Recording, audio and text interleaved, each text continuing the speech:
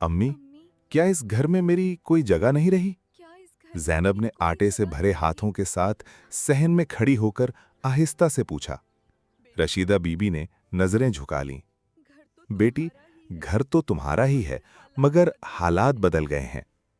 ये कहानी नूरगढ़ के एक सादा घर की है, जहां हारिस अपनी बीवी ज़ैनब और वालिदैन के साथ रहता था। हारिस की छोटी सी कपड़े की दुकान थी। आमदनी ज्यादा नहीं थी, मगर घर में सुकून था। ज़ैनब सुबह सबसे पहले उठती, सास के लिए पानी गर्म करती, ससुर को दवा देती, हारिस का नाश्ता बनाती और फिर घर संभालती।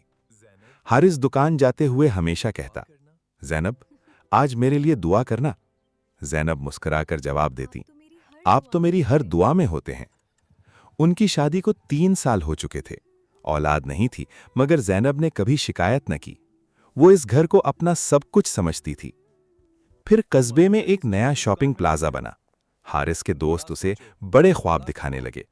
तुम अभी तक इस छोटी दुकान में बैठे हो, बड़ा सोचो, बड़ा कमाओ। हारिस के दिल में लालच नहीं, मगर बड़ा बनने की ख्वाहिश जाग गई। उसने कर्ज लेकर प्लाजा में दुकान खोलने का फैसला किया। ज़ैनब ने कहा, हारिस, कर्ज सोच समझकर लेना चाहिए।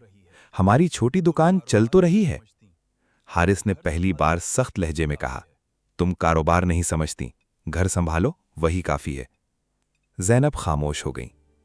हारिस ने दुकान खोली। शीशे, नया फर्नीचर, बड़ा बोर्ड, महंगा माल, सब कुछ चमक रहा था। ज़ैनब ने अपने जेवर भी दे दिए। ये रख लें, शायद काम आ जाएं। हारिस ने कहा, बस कुछ महीनों की बात है, फिर तुम्हें इससे अच्छा बनवा दूंगा। उसी प्लाजे में सादिया नाम की औरत का ब्यूटी पार्लर था। वो हारिस की तारीफें करती। आपकी सोच बहुत बड़ी है। आप जैसे आदमी को ऐसे ही बड़े प्लाजों में होना चाहिए।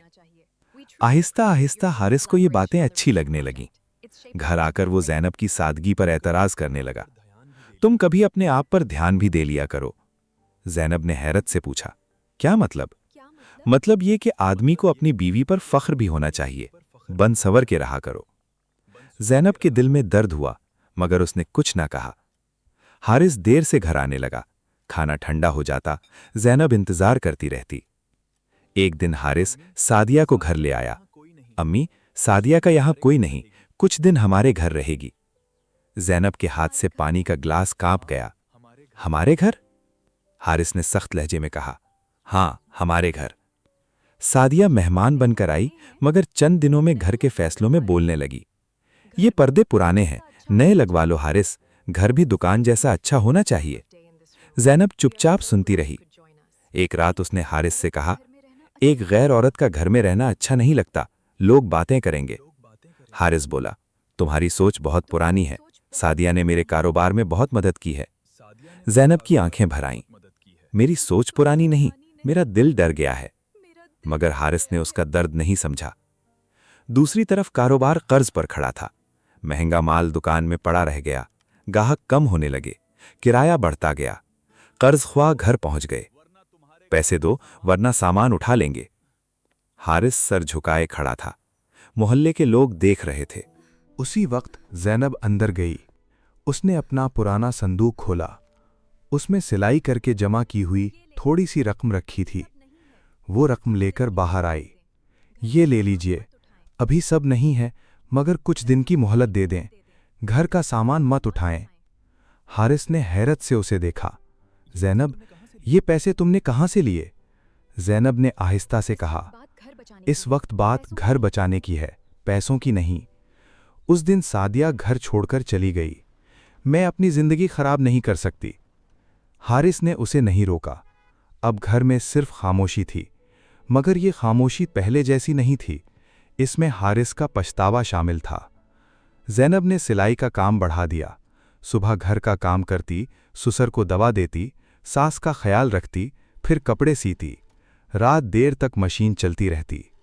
रशीदा बीबी एक दिन रोते हुए बोलीं, बेटी, हमने तेरा साथ नहीं दिया, फिर भी तू हमारे लिए इतना कर रही है।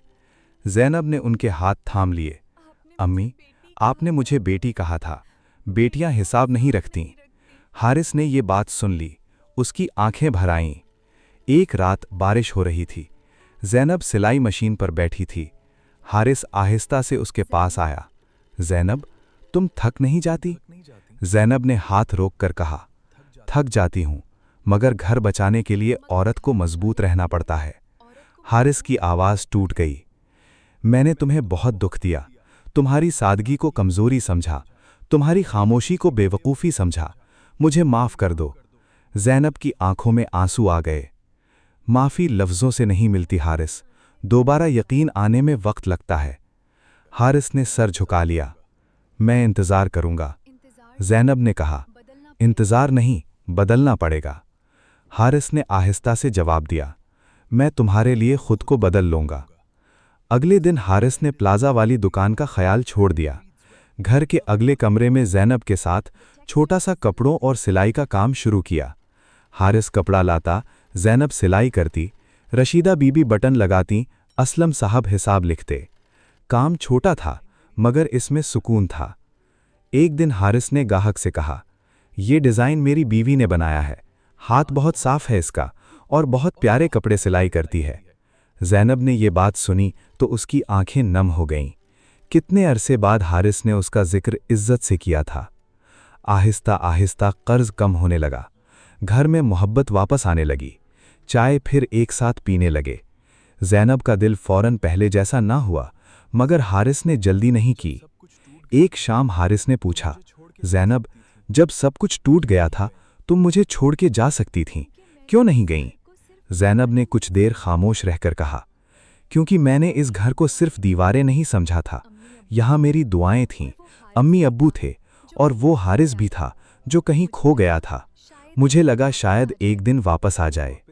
हारिस की आंखों से आंसू निकल आए। वो वापस आ गया है जैनब, मगर उसे पता है कि उसने देर कर दी। जैनब ने नर्म लहजे में कहा, देर हुई है, मगर अगर इंसान सच में वापस आ जाए तो रास्ता बंद नहीं होता। कुछ महीनों बाद उनका छोटा सा काम चल निकला। हारिस ने दुकान के बाहर एक छोटा सा बोर्ड लगाया, जैनब कलेक्शन। जैनब ने हैरत से पूछा, मेरा नाम क्यों लिखा? हारिस ने कहा, क्योंकि ये घर भी तुम्हारा है और ये काम भी। जैनब की मुस्कुराहट कई महीनों बाद मुकम्मल हुई। इस घर ने मोहब्बत, गुरूर, दुख, रसवाई, सब्र और वापसी सब कुछ देखा था। हारिस ने सीख लिया कि चमक हमेशा रोशनी नहीं होती, कभी कभी आंखों का धोखा भी होती है। और जैनब ने साबित कर दिया कि सच्ची मोहब्बत कमज़ोर नहीं होती, वो खामोश रहती है, मगर वक्त आने पर टूटे हुए घर को भी दोबारा जोड़ देती है। असल अपना वो नहीं होता जो खुशहाली में तारीफ करे, असल अपना वो होता है जो मुश्किल वक्त में भी साथ न छोड़े।